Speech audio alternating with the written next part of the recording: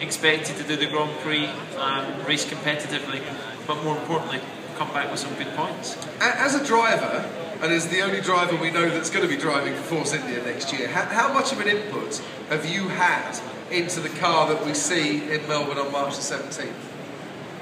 Well, in terms of how the car works, that's determined by the designers, and they go through, they're employed to work on their various systems to come up with the best solution.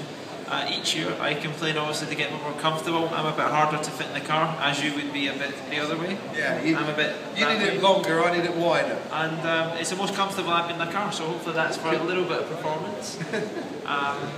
But these cars are designed to be as quick as possible, and there's always a compromise how they can do it. Do you feel at the end of a race, do you have ankles or your neck? What feels the worst? Where does the body take punishment during the race? It depends. I mean, obviously your neck, if it's a fast track, but if it's a street track, it will be your thumbs, surprisingly enough, I don't know why, and the back of your heels.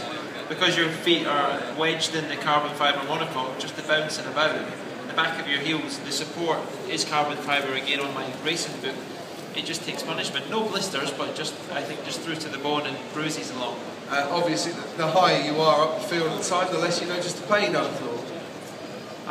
Probably being under pressure, you don't realise the pain as much. I think it's when you're in a comfortable position, the team saying, okay, bring the car home, no pressure, you start to hear noises, you start to feel things a bit more, you think a bit more, and I think lack of concentration is when you see people make mistakes. So I think it's important that, whatever position you're in, you try and just keep fully focused and count the laps down, count bits down, and if you're feeling good at the time, maybe you'll have a little push to see what lap time you can do, and that can ultimately judge your performance for the car, not necessarily where the position is. We'll take some questions from our wonderful audience in a few moments' time. Before we do, though, the obvious question has got to be, and I know you've not sat in the